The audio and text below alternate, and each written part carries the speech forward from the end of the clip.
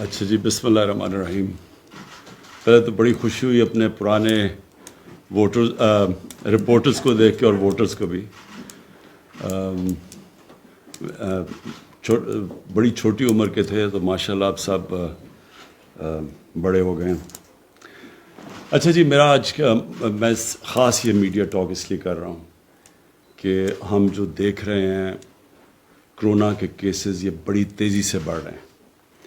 اور ہم نے کل بھی میٹنگ کی این سی سی کی، اور آج جو ہم نے دیکھا تقریباً 50 کے اوپر اب ہماری اموات دن کی ہو گئی ہیں.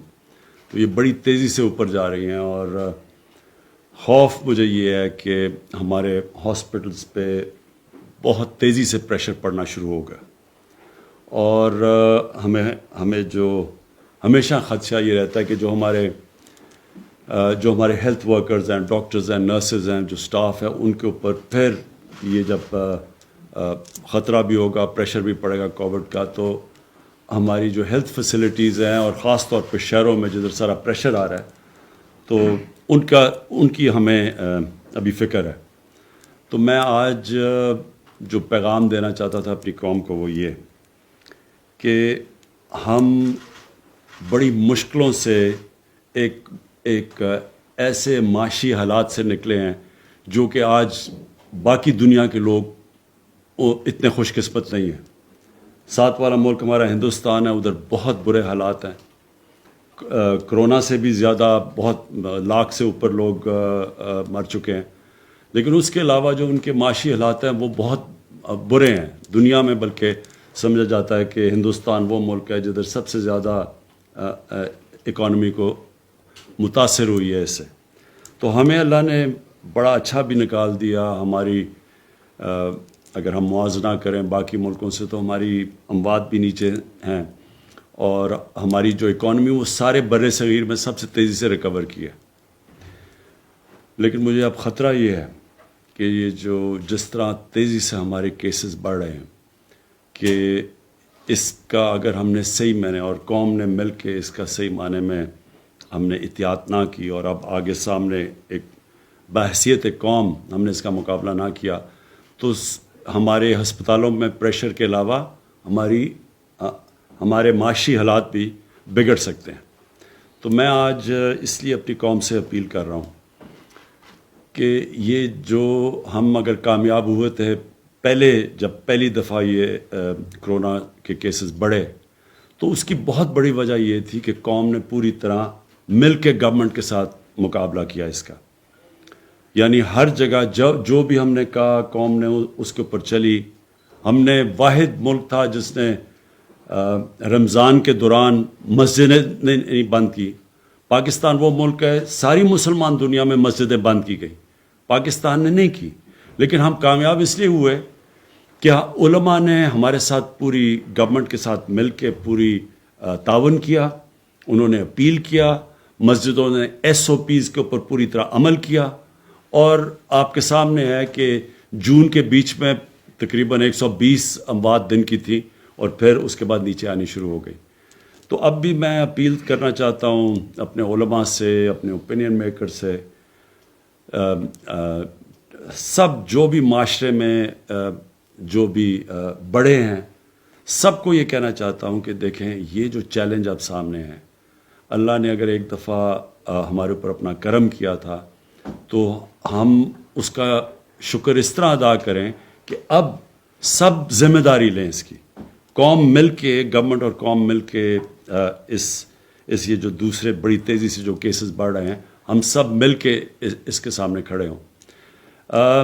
میں جو دوسری چیز کہنا چاہتا ہوں وہ یہ کہ ہم نے فیصلہ کیا ہے کہ ہم اپنی فیکٹریاں نہیں بند کریں گے. ہم روزگار میں جو بھی چیزیں روزگار دیتی ہیں ہم ان کو بند نہیں کریں گے. ہم اپنے لوگوں کے اوپر وہ جو مثلاً اس وقت یورپ میں، انگلینڈ میں انہوں نے پورا لاک ڈاؤن کر دیا ہے، ہم وہ نہیں کریں گے. کیونکہ ہمارے ملک کے اندر جو دہاڑی دار ہیں، جو وہ طبقہ جو کہ دن میں محنت کر کے اپنے بچوں کا پیٹ پالتا ہے، ان کو ہم بے روزگار نہیں کر سکتے. تو ہم نے یہ فیصلہ کیا ہوا ہے. لیکن میں سب کو کہوں گا جو فیکٹریاں چلا رہے ہیں یعنی جن کی دکانیں ہیں, جو ہم نے شاپنگ مالز بھی ہیں, ایس او پیز کے اوپر سب نے چلنا ہے. اور سب سے آسان ایس او پی ہے کہ اپنے یہ ماسک پہنیں. یہ سب سے زیادہ ایک آسان چیز بھی ہے, لیکن اس سے وہ پھیلتی سب سے کم ہے, یہ جو کرونا وائرس ہے, جو کووڈ ہے. تو اس لیے یہ سب اس کو پہن کے پھریں, پبلک میں جدھر جائیں اس کو پہنیں, تاکہ ہم کسی نہ کسی طرح یہ جو تیزی سے پھیل رہی ہے یہ کووڈ, اس کا جو پھیلاؤ ہے اس کو روکیں. اور پھر سے میں یہ ریپیٹ کرتا ہوں کہ ہم نے اپنے کاروبار, فیکٹریز ہم نے بند نہیں کرنی, کیونکہ اس وقت ہماری ایکسپورٹس, اللہ کا شکر ہے کہ بڑی دیر کے بعد ہماری ایکسپورٹس بڑھی ہیں اور بڑھ رہی ہیں. اور ہماری اگر ہم مقابلہ کریں ہندوستان اور بنگلہ دیش سے, کووڈ میں ان کے ہمارے سے پیچھے, ہمارے ان سے ہم تیزی سے آگے بڑھے. اور فیصل آباد ابھی میں ہو کے آیا تھا, وہاں ساری ہماری ٹیکسٹائل انڈسٹری پوری طرح چل رہی ہے اب وہاں, بلکہ ان کو اب لیبر کی کمی ہو گئی ہے, اتنی تیزی سے وہ فیکٹریاں چل رہی ہیں. تو ہم اب ان کو بند نہیں کریں گے, کیونکہ ہم نے یہ فیصلہ کیا ہے کہ اگر ہم کرونا سے بچاتے بچاتے اپنے لوگوں کو بھوک سے نہیں مار سکتے, اور مشکلوں سے اگر ہمارے حالات اب بہتر ہوئے ہیں تو ہم اپنی اکانومی کو نہیں روکیں گے. تو میری اپیلز جو میں نے آپ سب کو آج بلایا, میری اصل وجہ یہ تھی کہ لوگوں کو احتیاط کرنی چاہیے, ذمہ داری لینی چاہیے. جس طرح ساری قوم نے مل کے پہلے ایس او پیز کے اوپر چل کے تو اس کو کرونا کو شکست دی تھی, یعنی ایک دم کیسز نیچے آ گئے تھے, پھر سے ہم سب کو مل کے وہ کرنا چاہیے. دیکھیں 50 سے اوپر اموات ہوئی ہیں پچھلے 24 گھنٹے میں, اور یہ گئی ہیں تقریباً 2 ہفتے میں, یہ 8-9 سے یا 6-7-8 اس طرح تھی, ادھر سے پہنچی ہیں 2 ہفتے کے اندر 50 پہ پہنچ گئی ہیں. اور اگر یہ احتیاط نہ کی, آپ دیکھتے رہیں گے کیونکہ یہ تو ساری اب ریکارڈڈ ہیں, تو یہ اسی طرح بڑھتی جائیں گی. کوئی بھی ہمیں ایسی چیز نہیں کرنی چاہیے جدھر لوگ جمع ہوتے ہیں. ہمیں پتہ ہے کہ یہ جو کیسے پھیلتی ہے کرونا, جب لوگ قریب جمع ہوتے ہیں اور کلوز کانٹیکٹ کے اندر یہ تیزی سے پھیل جاتی ہے. اس لیے میں نے پہلے بھی اپیل کی تھی, ہم نے اپنا جلسہ پہلے بھی ختم کر دیا تھا. ہم نے یہ فیصلہ کیا تھا کہ اس وقت جب تک یہ ہم اس کے اوپر قابو نہیں پاتے, یعنی نیچے نہیں جاتی کرو, تب تک ہم کوئی پبلک گیدرنگ نہیں کریں گے. اور یہ اس وقت اسلام آباد ہائی کورٹ کا بھی آرڈر ہے, لوگوں کی جانوں کو خطرے میں ڈال رہے ہیں. یہ کوئی فائدہ نہیں ہونا ہے جلد سے جلوس سے, کوئی کسی کو این آر او نہیں ملنے لگا, جتنے مرضی آپ جلد سے جلوس کر لیں, لیکن لوگوں کی جانوں کو خطرے میں ڈال رہے ہیں. اس لیے ہم بالکل اس کی اجازت نہیں دیں گے. پرائم منسٹر صاحب یہ رہنمائی فرمائیے گا کہ آپ کی لاہور میں موجودگی سے استفادہ کرتے ہوئے لاہور سے متعلق ایک سوال کرنا چاہ رہا ہوں کہ پنجاب میں عثمان بزدار کی قیادت میں ہر ہفتے کسی نہ کسی پروجیکٹ کا جو ہے وہ افتتاح ہو رہا ہے, لانچنگ ہو رہی ہے. ایک آپ کا پروجیکٹ ہے جو میگا پروجیکٹ جسے کہتے ہیں 5,000 ارب سے زائد کا پروجیکٹ, جو راوی ریور اربن پروجیکٹ ہے, اس کے حوالے سے کچھ شبہات بھی ہیں کہ اتنا پیسہ کہاں سے آئے گا, لاہور کی آگے ہی اتنی آبادی ہے, کیا اس سے کوئی آلودگی میں اور کوئی اضافہ نہیں ہوگا؟ آپ کے ذہن میں کیا ویژن ہے کہ یہ پروجیکٹ ملک کے لیے یا لاہور کے لیے کیا فوائد دے گا؟ دیکھیں یہ بڑا اچھا آپ نے یہ سوال پوچھے ہیں کہ یہ پروجیکٹ جو ریور راوی پروجیکٹ ہے اس کا کیا فائدہ ہوگا. 2 پروجیکٹس ہیں اس وقت جو بہت ضروری ہیں پاکستان کے لیے. ایک ہے راوی کا پروجیکٹ, دوسرا ہے کراچی میں جو بنڈل آئلینڈ پروجیکٹ ہے. یہ کیوں ضروری ہے؟ کراچی پھیلتا جا رہا ہے, اور اگر کراچی کے اوپر اگر نہ ایک ماڈرن شہر بنے جو پریشر لے کراچی سے, تو کراچی اتنا پھیل گیا ہے کہ نہ وہاں گندگی اٹھ سکتی ہے, نہ وہاں کچرا اٹھ سکتا ہے, نہ سیوریج سسٹم کام کرتا ہے, نہ پانی پہنچ سکتا ہے, کیونکہ جتنا شہر پھیلتا جائے اتنا مسئلہ آ جاتا ہے. اور پھر آلودگی, پولوشن بڑھتی جاتی ہے, کیونکہ آپ اگر کانکریٹ پھیلاتے جائیں گے پولوشن بڑھتی جائے گی.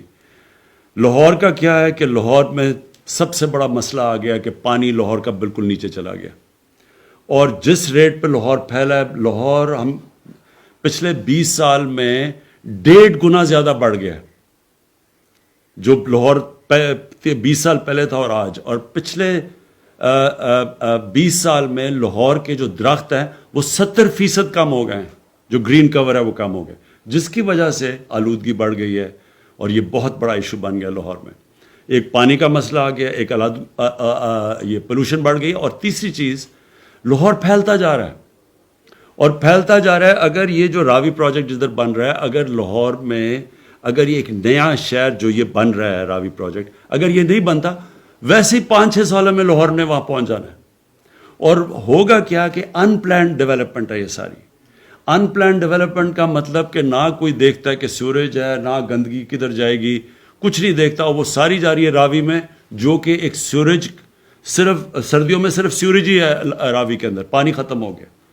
تو مقصد اس کا راوی پروجیکٹ کا لاہور کو بچانا ہے, جو بنڈل آئلینڈ کا پروجیکٹ ہے وہ کراچی کو بچانا ہے سب سے پہلے تو, کیونکہ یہ اوپر جائیں گے, یہ جو دو ہیں یہ بجائے اس طرح پھیلیں گے, یہ اوپر جائیں گے تاکہ, اور اگر یہ پھیلتے جائیں گے تو جو فوڈ سیکیورٹی ہے پاکستان کی, مثلا آپ کی جو زراعت ہے, جو ایگریکلچر ہے, اس کے لیے زمین کم ہوتی جا رہی ہے.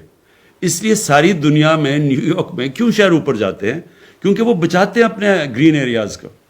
تو یہ جو راوی کا پروجیکٹ ہے, پہلے تو یہ پانی بچائے گا. اس راوی کے اوپر میں نے اس لیے عمران منیر کو خاص طور پہ یہاں بٹھایا ہے کہ یہ آپ کو مختصر بتا دیں گے کہ اس کے کیسے وہ لاہور کی واٹر ٹیبل اوپر آئے گی, کیسے ٹریٹمنٹ پلانٹ لگائے جائیں گے سیوریج کے, تاکہ صاف پانی جائے راوی کے اندر, تاکہ راوی ریور, جو راوی بالکل ہی نالا بن گیا سردیوں میں, اس کو کیسے ریوائیو کرنا ہے. راوی بھی بچے گا, گراؤنڈ واٹر بھی کیسے لاہور کا اوپر جانا ہے. پھر 60 لاکھ درخت اگائے جائیں گے وہاں تاکہ وہ ہوا کو صاف کرے. ایک ماڈرن سٹی بنے گی جو کہتے, جو سارا جو گرین سٹی کہتے ہیں, دونوں کراچی, وہ بنڈل آئلینڈ کا بھی وہ, اور میں بنڈل آئلینڈ جو آئلینڈ کا جو ہے جو کراچی کا جو آئلینڈ ہے اس کا بھی آپ کو بتا دوں. وہ جو ہے وہ اس کی سب سے بڑی چیز یہ ہوگی کہ جو وہاں مینگروو, وہ جو درخت اگے ہوئے ہیں ان کو بچائیں گے. پھر وہ جو مچھلی پکڑنے والے ہیں, ان کے لیے جو مچھیرے ہیں, ان کے لیے پوری طرح ہم تیاری کر رہے ہیں, کیونکہ وہ اس وقت جو وہاں پانی جا رہا ہے وہ صرف سیوریج آ رہا ہے سارے کراچی کا. پھر اس کو treatments plant, water treatment plants بنیں گے. تو وہ بھی جو بنڈل آئلینڈ بھی جو ہے, اس کے پیچھے پورا ایک پلان بنا ہوا ہے کراچی کو بچانے کا, وہ مینگرووز کو بچانے کا. وہ جو بیچارے مچھیرے ہیں جن کو بھی اندر جانا پڑتا ہے مچھلی پکڑنے لے, کیونکہ سارا سیوریج آ رہا ہے باہر, اس سیوریج کو ٹریٹ کرنے کا. صرف مقصد ان کا کراچی کی مدد کرنا. اور پھر راوی پروجیکٹ اور بنڈل آئلینڈ سے فارن ایکسچینج آئے گا پاکستان میں. ہمیں سب سے بڑا مسئلہ بنا ہوا ہے کہ ہمارے ملک میں جو اب تک مسئلہ آتا ہے کہ ڈالرز ملک میں کم آ رہے ہیں, ملک سے باہر زیادہ جا رہے ہیں. یہ جو 2 پروجیکٹس ہیں, یہ ڈالرز آئیں گے پاکستان میں, سارے ملک کو فائدہ ہوگا, ہمارے فارن کرنسی ریزروز کو فائدہ ہوگا, اور سب سے بڑی بات روزگار ملے گا. اس وقت ہمارا نوجوان آبادی ہے, بے تحاشا روزگار ملے گا راوی پروجیکٹ سے اور بنڈل آئلینڈ سے. مختصراً آپ پلیز اگر عمران آپ بتا دیں لوگوں کو کہ یہ جو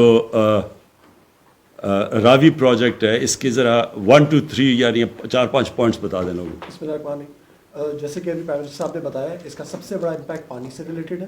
اس میں ہم لوگ 28 سے 30 فٹ اونچی سائڈوں پہ دیواریں بنا کے 3 براجز کریٹ کر رہے ہیں, جس کے اندر پانی کو سٹور کیا جائے گا.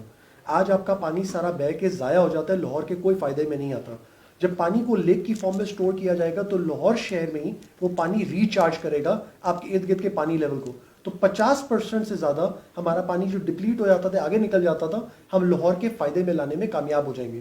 دوسرا, اللہ نہ کرے ہمارے پانی کی کوئی سیلاب بھی آتے ہیں تو ہم اس کو بھی اس سے پروٹیکٹ کر سکیں گے. اور جو وہاں پہ بیٹھی ہوئی آج اللیگل آبادیاں بن گئی ہیں, ان کو بچانے کا بھی یہ طریقہ ہے تاکہ سیلاب آ جائے تو ان کی بھی جان بچ جائے, کیونکہ حکومت کی ایکچولی ذمہ داری ہے ان کی حفاظت. تو پانی کے حوالے سے یہ فوائد ہے. اور دوسرا, جیسے کہ پی ایم صاحب نے بھی 60 لاکھ درخت کا بتایا تھا, اس کے علاوہ اس کے اندر ہی ایکو سٹی پلان کی گئی ہے, جس کے اندر جہاں وہاں علاقے میں کوئی لیچی کے فارمز اور یہ چیزیں لگی ہوئی ہیں تقریباً 3000 ایکڑ میں, اس کو ہم ویسے ہی مینٹین کر رہے ہیں. اس کے اندر کوئی فارمز کو ہم توڑ نہیں رہے, خراب نہیں کر رہے. اور وہاں پہ فارسٹ کی زمین تقریباً 1700 ایکڑ ہے, جس میں اس وقت تقریباً 800 ایکڑ پہ کاشت نہیں ہوئی بھی. ہم اس کی بھی کاشت ایڈ کریں گے. تو اگر آپ یہ سب کچھ ایڈ کر لیں تو وہاں 60 لاکھ بھی شاید یہ درخت 72 سے 75 لاکھ تک پہنچ جائے. تو it's totally eco friendly, environment کے فائدے کے لیے ہے اور پانی کے مسئلے حل ہوتے ہیں. اور سب سے بڑی بات، لاہور شہر کا پانی ٹریٹ ہو کے اس کو کہیں پھینکنے کا یا ڈسپیل کرنے کا ہمارے پاس آج طریقہ نہیں ہے. ہم نے پھینکنا دریائے راوی میں، پانی بہ جائے گا، اینڈ میں جا کے کسی سمندر میں گر جائے گا، ضائع ہو جائے گا. یہاں پہ 7 واٹر ٹریٹمنٹ پلانٹ لگائے جا رہے ہیں جو لاہور شہر کا پانی بھی ٹریٹ کرے گا اور وہ جو راوی کے ارد گرد اگر وادیاں بنتی ہیں ان کا بھی پانی ٹریٹ کرے گا. تو اس پانی کے ذخیرے کو بچانے سے ہم اپنے فیوچر کے پانی کے مسائل بھی حل کر لیں گے. اور ساتھ اس کے جب آپ یہ ریٹیلنگ والز بنا لیں گے تو ارد گرد اس کی ایک پلان بنا کے ماسٹر پلان کے تحت ایک اچھی ڈیولپمنٹ کی جائے گی تاکہ لوگوں کو سیوریج، الیکٹریسٹی، گیس اور جو نیچرل فیسلٹیز دینی ہوتی ہیں وہ دی جا سکیں. کیونکہ ابھی اگر وہاں جو انلیگل ڈیولپمنٹ ہے اس میں نہ سیوریج کا کوئی طریقہ اویلیبل ہے، نہ بجلی کا پتہ ہے، نہ گیس کا پتہ ہے، اور اس کی وجہ سے ساری پلاننگ کا فقدان ہے. اس سے یہ مسئلے بھی حل ہو جائیں گے. جی، اگر میں کہوں کہ ایک سب سے بڑی جو کامیابی ہماری حکومت کی ہے وہ پاکستان کی فورن پالیسی ہے. کبھی بھی آپ اگر دیکھ لیں دنیا میں ایک اتنی ملک کی ایکسیپٹیبلٹی نہیں جتنی آج پاکستان کی ہے. اب تک یہ ہوتا رہا تھا کہ ہندوستان ایک بڑا اچھا ملک تھا اور پاکستان صرف دہشت گردوں کا تھا. آج آپ دیکھ لیں انٹرنیشنل پریس صرف اور صرف ہماری حکومت کی انٹرنیشنل لابنگ کی وجہ سے آج دنیا میں جدھر جدھر ہم نے جا کے اپنی فارن پالیسی اور ایکسپوز کیا ہے کہ جو ہندوستان کر رہا ہے اس وقت کشمیر میں اور ہندوستان میں، کبھی بھی یہ کامیابی پاکستان کو نہیں تھی. اور اگر آپ کسی بھی جو جانتا ہے فارن پالیسی جو ہمارے فارمر ڈپلومیٹس ہیں، جو پرانے ڈپلومیٹس، کسی سے پوچھ لیں کہ جدھر آج پاکستان کھڑا ہے کبھی پچھلے 50 سال میں بتا دیں کہ پاکستان کی یہ سٹینڈنگ تھی.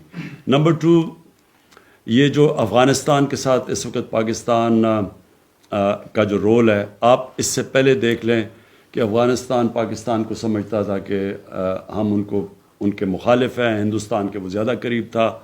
امریکہ ہمیں کہتا تھا کہ ہم دوگلی گیم کھیل رہے ہیں، ڈو مور کرو. آج امریکہ اپریشیٹ کر رہا ہے پاکستان کو. آج افغانستان سے ہمارے بہترین تعلقات ہیں. وجہ کیا اس کی کہ آج پاکستان کو دنیا یہ سمجھتی ہے وہ ملک جو کہ امن لے کے آ رہا ہے افغانستان میں، جس نے پوری کوشش کی سب سے پہلے کہ امریکی اور طالبان کی بات چیت کروائی اور اس کے بعد پھر افغان گورنمنٹ اور طالبان کو بٹھایا. وہاں مشکلات ہیں لیکن پاکستان کا ایک پازیٹیو رول دنیا آج ایکنالج کر رہی ہے. آج ہمیں کوئی ڈو مور نہیں کہہ رہا. اور یہ اگر آپ دیکھیں تو مجھے ذرا دیکھیں پچھلے 20 سال میں پاکستان کو کتنی ذلت کا سامنا کرنا پڑا ہے کہ ڈو مور کہیں اور پھر ہمیں برا بھلا بھی کہا. جنگ کسی اور کی ذمہ دار ہمیں ٹھہرایا جا رہا تھا ان کی کامیابی نہ ہونے کی. اور اگر آپ ہمارا ترکی سے اچھے تعلقات ہیں، ہمارے ایران سے اچھے تعلقات ہیں، سعودی عربیہ سے ہیں، UAE سے ہیں. ہمیں کوئی کسی قسم کا پریشر نہیں تھا کہ جی ہم کہ اسرائیل کو ہم ریکگنائز کریں. پاکستان کا تو موقف ہے، قائد اعظم کی 1948 میں سٹیٹمنٹ دی ہوئی تھی کہ جب تک کہ فلسطینیوں کو ان کا حق نہیں ملے گا، انصاف نہیں ملے گا، ہم ان کو تسلیم نہیں کر سکتے. اور اسی پہ پاکستان کھڑا ہے. دیکھیں میں بار بار کہتا ہوں پاکستانیوں کو کہ ہمارا سب سے بڑا اثاثہ بیرون ملک پاکستانی ہیں. ان کے ابھی تک ہم نے پاکستان میں وہ سسٹم ہی نہیں بنایا تھا کہ وہ اپنا پیسہ پاکستان لا سکیں. زیادہ سے زیادہ وہ کوئی پلاٹ لیتے تھے اور ان کے اوپر بھی قبضے ہو جاتے تھے. ایک تو یہ جو 2 بڑے پروجیکٹس ہیں ان کے اندر انشاءاللہ جو میں جانتا ہوں بہت زیادہ انٹرسٹ ہے اوورسیز پاکستانیز کا، جس کی وجہ سے ڈالرز آئیں گے پاکستان میں، جس کی وجہ سے ہمارے فارن ایکسچینج ریزروز اوپر جائیں گے.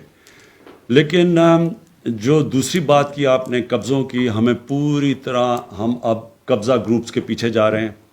پنجاب میں خاص طور پہ ایک عثمان بزدار نے پوری ایک ان کی ٹیم سارے بڑے بڑے قبضہ گروپ کے پیچھے جا رہے ہیں. ابھی آپ کو لاہور کے قبضہ گروپ کی آوازیں سنیں گے، ابھی آپ چیخوں کی آوازیں سنیں گے، اور اس کے بعد بڑے بڑے قبضہ گروپ، اور یہ سارے ملے ہوئے تھے. ہم نے پوری طرح تفتیش کر کے یہاں تک پہنچے ہیں کہ قبضہ گروپس کو پولیٹیکل پارٹیز ان کو بیک کر رہی تھیں، یہ ان کے لیے پیسے اکٹھے کر کے دیتے تھے، یہ ان کے جلسے کراتے تھے، ان کو الیکشن میں پیسے دیتے تھے. اس کے بعد وہ ان کو پوری کوئی ایڈمنسٹریشن ان کو ہاتھ نہیں لگاتی تھی. پرائم گورنمنٹ کی زمینوں کے اوپر انہوں نے قبضے کیے ہوئے ہیں. کئی پولیٹیشنز نے بڑے بڑے پلازا بنائے ہوئے ہیں، گورنمنٹ کی اربوں روپے کی زمینوں کے اوپر پلازے بنائے ہوئے ہیں. ان سب کے پیچھے ہم جا رہے ہیں اور ہم ایک پوری چیف سیکرٹری کے ساتھ ہم نے پورا ایک پروگرام بنایا ہوا ہے کہ ایک پوری اب ٹیم بنے گی. یہ جو سوسائٹیز کے اندر یہ قبضہ گروپ بیٹھے ہوئے ہیں جو کہ دیکھ لیتے ہیں کہ اچھا جی اوورسیز پاکستانی ہیں, وہ یہاں ہے نہیں, وہ نہیں ہوتے تو ان کی زمینیں قبضہ, اس کے اوپر آپ پورا پلان کر رہے ہیں. تو آپ لاہور میں بیٹھے ہیں, آپ دیکھیں گے بہت بڑا ایکشن ہونے والا ہے ان کے اوپر. شروع ہو گیا ہے لیکن ابھی تو 5% شروع ہوا ہے. یہ آپ دیکھیں گے کہ ہم ایک قبضہ گروپ کے پیچھے جا رہے ہیں. مہنگائی کا تو میں یہ کہہ دوں کہ ہمیں ایک تو شوگر مافیا, وہ تو اب کمپٹیشن کمیشن نے بتا دیا کہ یہ ملک کے مونوپلیز بناتے ہیں اور پھر یہ ملک کے قیمتیں بڑھا دیتی ہیں چینی کی. تو اس کے اوپر تو آپ دیکھ رہے ہیں کہ چینی کی بھی اب قیمتیں نیچے آنی شروع ہو گئی ہیں, اور اس کے اندر گورنمنٹ نے امپورٹ کی چیز سستی چینی لے کے آئی. اور ہمیں پہلے یہی نہیں پتا تھا کہ شوگر مل ایسوسیشن ہی بتاتی تھی کہ قیمت کیا ہے چینی کی, وہی بیچ رہے ہیں, وہی بتاتے تھے قیمت کیا ہے, اور وہی پھر کہتے تھے کہ جی اتنی چینی ہو گئی ہے. اور کئی تو اب انہوں نے جو چینی ہمیں بتائی وہ زیادہ بتا دی, بعد میں پتہ چلا کہ کم ہے, اور جب کم ہوتی ہے قیمتیں اوپر چلی جاتی ہیں. یہ پورا ایک ہمیں پہلی دفعہ تجربہ ہوا ہے کہ کس طرح ایک مل کے مہنگائی کی جاتی ہے. اور گندم کا مسئلہ ادھر سے شروع ہوا کہ 2 سال غلط ٹائم پہ بارش ہو گئی, کٹائی کے وقت بارش ہوئی, اس سے ہماری گندم کم ہو گئی. جب گندم کم ہوئی تو اس کی قیمت اوپر چلے گی, اور ہمیں اسیسمنٹس دی گئی وہ غلط دی گئی فوڈ سیکورٹی کی طرف سے, اور پھر جو ہم نے امپورٹ کی وہ تھوڑی لیٹ ہو گئی جس کی وجہ سے قیمت اوپر چلی گئی. لیکن ایک منٹ ٹھہر جائیں. لیکن جو آپ نے بات کی نا, اس کے علاوہ 2 بڑے مسئلے تھے پاکستان کے. ایک فسکل ڈیفیسٹ یعنی آمدنی اور خرچے میں کمی, دوسری کرنٹ اکاؤنٹ ڈیفیسٹ یعنی کہ پاکستان کی تاریخ کا جو ٹریڈ ڈیفیسٹ یعنی امپورٹس اور ایکسپورٹس کے اندر $40 ارب کا خسارہ تھا. ٹریڈ گیپ یعنی کتنی ملک میں ڈالر آ رہے تھے اور کتنے باہر جا رہے تھے, $20 ارب کا خسارہ تھا. یہ تاریخی خسارے تھے پاکستان میں. 2 سال کے بعد آج ہمارا جو کرنٹ اکاؤنٹ ڈیفیسٹ کہتے ہیں, جس کے اوپر ریٹنگ ہوتی ہے ملک کی, یہ 17 سال کے بعد ایک کوارٹر یعنی پورے کوارٹر کے اندر جو ہمارا پہلی 17 سال کے بعد نفع میں گیا یعنی سرپلس میں گیا. دوسرا جو فسکل ڈیفیسٹ ہے آمدنی اور خرچے میں, اگر ہمیں انہوں نے جو لیے ہوئے قرضے ان کی قسطیں نہ دینی پڑیں, یہ بھی بڑی دیر کے بعد پاکستان کا جو فسکل سچویشن ہے وہ سرپلس میں چلی گئی ہے. پرائمری ڈیفیسٹ پرائمری سرپلس جو کہتے ہیں, وہ پہلی دفعہ پرائمری سرپلس ہوا ہے پاکستان میں بڑی دنوں کے بعد. یعنی اگر ہمیں قرضوں کی قسطیں نہ دینی پڑیں تو ہمارے جو اس وقت آمدنی ہے وہ خرچوں سے زیادہ ہے. پہلی چیز یہ جو ڈالر ہے, ہم کوئی پیسہ نہیں خرچ کر رہے, ڈالر اپنی نیچرل ریٹ کے اوپر مارکیٹ ریٹ کے اوپر آیا اور تھوڑا بڑھ بھی رہا تھا, اور انشاءاللہ یہ اب ڈالر آپ دیکھیں گے کہ مضبوط بھی ہوگا, کیونکہ جب آپ کا سرپلس کرنٹ اکاؤنٹ سرپلس ہو جاتا ہے تو سیدھا آپ کی کرنسی مضبوط ہو جاتی ہے.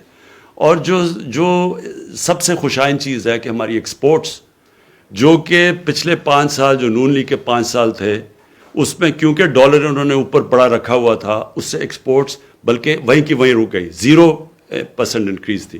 یہ اب بڑی دیر کے بعد پاکستان کی ایکسپورٹس ٹھیک ہو رہی ہیں.